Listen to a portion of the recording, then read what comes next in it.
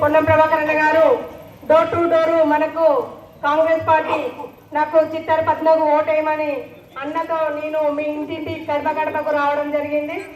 ఈ వేదిక మీద ఉన్న పెద్దలందరికీ నమస్కారం. మన వార్డు అక్క చెల్లెలు అన్న అందరికీ పేరు పేరున నమస్కారాలు తెలియజేసుకుంటూ, నేను 2014లో ఒక గృహిణిలాగా ఉండేదాన్ని. ఆ రోజు నాకు కాంగ్రెస్ పార్టీ టికెట్ ఇవ్వడం జరిగింది. ఆ రోజు నా మీద ఒక 4 పోటీ చేయడంలోని నేను ఆ రోజు నాకు ఒక్క ఇంటికే పరిమితం కాకుండా ఒక గృహిణిగా చూడకుండా నన్ను చూసి ఓటేసి నాకు ఆ రోజు ఘన విజయాన్ని సాధించిండ్రు. చాలా సంతోషం. మళ్ళీ 2020లో కూడా కాంగ్రెస్ పార్టీ టికెట్ ఇవ్వడం జరిగింది. ఆ టికెట్లో మళ్ళీ నేను రెండోసారి కూడా విజయం సాధించినాను. ఆ రోజు ప్రతిపక్షంగా ఉన్నా కూడా మన వార్డుకు ఏదైతే ఉంటుందో అన్ని సమస్యలు కూడా తీర్చిదిద్దాను. మళ్ళీ మనకు ప్రభుత్వం కొత్తగా కాంగ్రెస్ ప్రభుత్వం అధికారంలోకి రాగానే రేవంత్ రెడ్డి అధికారంలోకి మన ప్రభుత్వం కాంగ్రెస్ ప్రభుత్వం అధికారంలోకి వచ్చినాక పేద ప్రజలదే మనం కాంగ్రెస్ ప్రభుత్వం, ప్రజలంటేనే కాంగ్రెస్ అనేది నిదానంతో మనం బయటికి రావడం జరిగింది. మన ప్రభుత్వం పేద ప్రజలు మన కాంగ్రెస్ పార్టీకి పట్టాభిషేకం కట్టేయడం జరిగింది. ఆ రోజు మనకు చూసుకుంటుంటే పేద ప్రజలకే ఇందిరమ్మ ఇల్లు, ఉచిత బస్సు, ఉచిత కరెంటు, 2 లక్షల రుణమాఫీ, ఇదే 6 గ్యారెంట్ల మీద తీసుకురావడం జరిగింది. అన్ని గ్యారెంట్లు ఒక్కొక్కటి అన్ని మన ప్రభుత్వం తీర్చిదిద్దుతుంది. ఈ రోజు నాకు 3వసారి కూడా టికెట్ ఇవ్వడం జరిగింది. మన మంత్రివర్యులు ఉన్నారు. నాకు కొండంత హండ, కొండంత బలం. నేను ఎంతనో మీకు ఎంత బలమో నాకు అన్న అంత బలం. అన్నం చూసుకొని నేను ఈ రోజు మళ్ళా మీకు నేనున్నాను అనుకుంటూ మీ ముందుకు రావడం, నాకు మళ్ళీ మీరు ఒక అమూల్యమైన ఓటు వేసి నన్ను గెలిపించాలని వార్డు అక్క చెల్లెలకు నేను ప్రత్యేక ధన్యవాదాలు తెలుసుకుంటున్నాను. ఏమున్నా మన వార్డు సమస్యలే, ఆ సమస్యలు ఎక్కడున్నా నేను ఏడున్నా మీ ఇంటికి ముందు నేను ఉంటానని మీకు హామీ ఇవ్వడం జరుగుతుంది. ఏ సమస్యలు, హాస్పిటల్ అయితే అన్న నాకు కొండంత బలం ఉంది. హైదరాబాద్లో ఏ హాస్పిటల్ పోయినా అక్కడ మనకు ఒక మళ్ళీ పెట్టిండు, అక్కడ మిమ్మల్ని చూసుకోవడం జరుగుతుంది. మీకేమున్నా ఈ వీధి లైట్లు, సిసి రోడ్లు, ఇక్కడ ఉన్న సమస్యలకి ఇవి నేను మీ డోరు నేను ఎప్పటికీ మీ ఎంబడే ఉంటుంటా. మా ఫోన్ స్విచ్ ఆఫ్లు ఉన్నాయి, మా సార్ ఫోన్ స్విచ్ ఆఫ్ ఉండదు, నాది ఉండదు. మీకు ఎప్పుడు నేను తెల్లాలేస్తే మీ అందుబాటులో ఉంటా. మీ ఓటు నాకు వేసి గెలిపించాలని కోరుకుంటూ ఈ అవకాశం ఇచ్చిన పెద్దలందరికీ నమస్కారం. ఇప్పుడు అన్న మాట్లాడతాడు.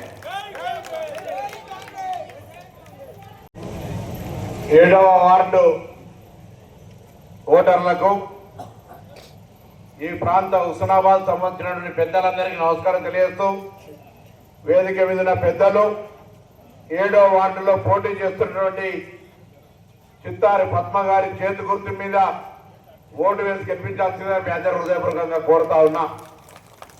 11వ తారీఖు నాడు జరగనున్న మున్సిపల్ ఎన్నికల్లో 20 వార్డుల్లో కాంగ్రెస్ పార్టీ అభ్యర్థులను గెలిపించి హుస్నాబాద్ అనే పేరును అత్యున్నత స్థానాలకు, అభివృద్ధిలో అన్ని రకాలుగా తీసుకుపోవడానికి ఇప్పుడు జరుగుతున్న అభివృద్ధిని ఆశీర్వదిస్తూ ఇక్కడ అభ్యర్థులను గెలిపించాల్సిందిగా కోరుతా ఉన్నా. 2 ఏళ్ల కింద హుస్నాబాద్ సంబంధించి ఒక్కసారి ఆలోచన చేయండి. టిఆర్ఎస్ పార్టీ కానీ, బీజేపీ పార్టీ కానీ, ఈరోజు కాంగ్రెస్ పార్టీ 10 సంవత్సరాలు అధికారంలో లేకపోయినా గౌరవనీయులు రిజర్వాయర్ పూర్తి చేయాలని ఉద్యమం చేసిన మన రాజశేఖర రెడ్డి గారు ఫౌండేషన్ వేస్తే, ఇలా కాంగ్రెస్ పార్టీ అధికారంలోకి వచ్చిన తర్వాత ఆనాడు టిఆర్ఎస్ పార్టీ చెప్పినటువంటి అహనా పెళ్ళంట సినిమాల కోట శ్రీనివాసరావు కోడి పైకి కట్టి అందరు తినమన్నట్టుగా డబుల్ బెడ్రూమ్ల మాట ఎక్కడేసిన కొంగలు అక్కడే ఉంది. ఎవరికైనా డబుల్ బెడ్రూమ్లు వచ్చినాయని అడుగుతా ఉన్నా. ఆ డబుల్ బెడ్రూమ్ లానోళ్లకు ఇందిరమ్మ ఇండ్ల పేరు మీద 5 లక్షల రూపాయల ఇందిరమ్మని ఇచ్చినాం. మొదటి సంవత్సరం ఇంకా చాలా మందికి రావాలి కావచ్చు. 10 ఏళ్ళు రానప్పుడు కొంతమంది అర్హత ఉన్నాళ్ళు ఇంకా ఉండొచ్చు. కానీ ఇందిరమ్మ ఇల్లు మొదటి సంవత్సరం అనేక మందికి, రాష్ట్ర వ్యాప్తంగా లక్షల మందికి ఇవ్వడం జరిగింది. తప్పకుండా ఇంకా మిగిలిపోయిన వారికి ఇచ్చే బాధ్యత మాదే, ఇస్తామనే మాట మీద సందర్భంగా మనం చేస్తా ఉన్నా. రేషన్ కార్డులు కాళ్ళకు చెప్పుల రేజర్ తిరిగినా ఒక్క రేషన్ కార్డు కూడా ఇయ్యలే. ఇవాళ రేషన్ కార్డులు ఎవరికి అర్హత ఉంటే వాళ్ళు అప్లై చేసుకుంటే రేషన్ కార్డు ఇస్తా ఉన్నాం. అంతేకాదు దేశంలోనే 29 రాష్ట్రాల్లో ఎక్కడా లేని విధంగా సన్న బియ్యాన్ని ఇస్తా ఉన్నాం. గతంలో ఇచ్చిన దొడ్డు బియ్యం ఏం తినడానికి కూడా పనికి రాకుండా ఉంటే ఇవాళ సన్న బియ్యాన్ని అందరూ కూడా ప్రభుత్వం ఇచ్చే రేషన్ షాప్ బియ్యాన్ని మంచిగా ఇంట్లో వండుకొని తింటున్నటువంటి పరిస్థితి. అదేవిధంగా పేద ప్రజలకు 200 యూనిట్ల కరెంటు ఫ్రీ, నా అక్క చెల్లెళ్ళందరికీ ఉచితంగా బస్సు ప్రయాణం, ఈ విధంగా అనేక కార్యక్రమాలు జరుగుతూ ఉన్నాయి. ఇలా హుస్నాబాద్కి సంబంధించి కరీంనగర్ ఓన్ రావడానికి పెద్దగా రోడ్డు ఎటువంటి యాక్సిడెంట్ అవకాశం లేకుండా రోడ్డు డివైడర్ పెట్టి హుస్నాబాద్ ఆరోగ్యం బాగుందని 250 పడకల ఆసుపత్రి, అప్పుడు ఇప్పుడు అలసిపోయినా బతుకమ్మ ఆడినా మన ఎల్లమ్మ చెరువు మనకు అద్భుతంగా మరి అక్కడ పోయి ఉంటే ఒక మనశ్శాంతి కోసం కూర్చునే విధంగా ఎల్లమ్మ చెరువును అభివృద్ధి చేస్తా ఉన్నాం. ఈ విధంగా సెటిల్మెంట్ పెట్టిన సెటిల్మెంట్ ఎవరైనా అమ్మాయిలు గృహిణులు పోయి పుట్టు మిషన్ కానీ మరి అదేవిధంగా మగ్గం కానీ బ్యూటీషియన్ కానీ ఇంకా రకరకాల పనులు ఉన్నాయి. ట్రైనింగ్ నేర్చుకుంటే వాళ్ళ ఇంట్లోనే వారికి లోన్ ఇప్పించి ఉపాధి చేసుకునే విధంగా ట్రైనింగ్ సెంటర్ పెట్టినాం. ఇక్కడ మహిళలందరికీ పుట్టు మిషన్లు ఇస్తున్నాం, వడ్డీ లేని రుణాలు ఇస్తా ఉన్నాం, ఇంకా అనేక కార్యక్రమాలు చేస్తాం. అధికారంలో ఉన్నాం, ప్రజల అవసరాల కొరకు మా బాధ్యత. 10 ఏళ్ళగా చేయని వాళ్ళు వీళ్ళు మాట్లాడుతూ ఉన్నారు.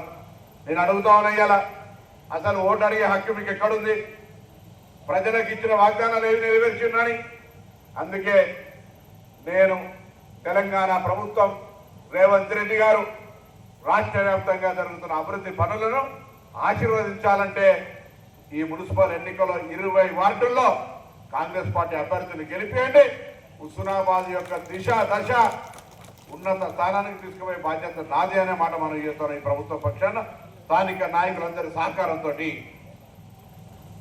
కొత్త చెరువు, పల్లె చెరువు, హాస్పిటల్ ఇట్లా ఒక్కటే కాదు అన్ని రకాల పనులు జరుగుతున్న ఈ సందర్భంలో మీ ఆశీర్వచనాన్ని కోరుతూ తప్పకుండా పద్మక్క 3వసారి కౌన్సిలర్, ఇక్కడ 3వసారి ఆశీర్వదించండి. తప్పకుండా పాపం రవాణా కొద్దిగా బాధ ఉన్నది, ఊరికే పద్మక్కకే పోతుంది, నాకు రిజర్వేషన్ కలిసి వస్తలేదు ఫీలింగ్ ఉన్నది.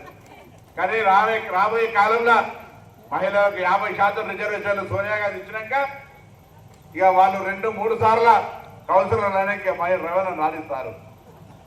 కాబట్టి మళ్ళా మున్సిపాలిటీకి నేను ఎమ్మెల్యే ఉండగా పద్మక్కర్ మున్సిపాలిటీకి పంపండి. మీ వార్డులో ఉన్న ప్రతి సమస్యను పరిష్కరించేటువంటి బాధ్యత నాకు అక్క రాఖీ కట్టేది నా బాధ్యత. మా అక్క వార్డులో అందరికీ అన్ని రకాల సమస్యలు పరిష్కరించేటువంటి ఒక సొంత సోదరిగా మరి వార్డును అభివృద్ధి చేస్తా అనేటువంటి మాట కూడా ఈ సందర్భంగా మీ అందరికీ మనవి చేస్తూ మరొకసారి అందరికీ ఈ వార్డుకు సంబంధించిన పెద్ద మనుషులందరూ కష్టపడుతూ ఉన్నారు. కొంత ఈ నియోజకవర్గ నాయకులు మేమే అభ్యర్థులమని బాధ్యత చేసుకొని తిరుగుతూ ఉన్నారు.